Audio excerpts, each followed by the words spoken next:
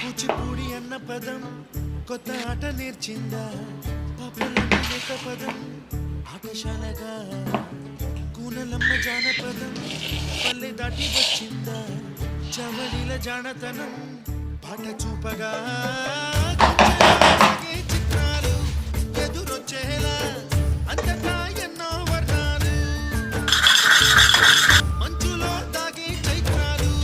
ఎదురిచ్చేలా ఇంతలా ఏవో రాగాలు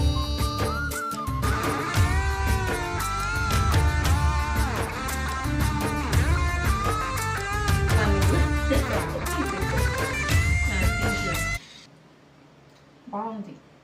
బాగుంది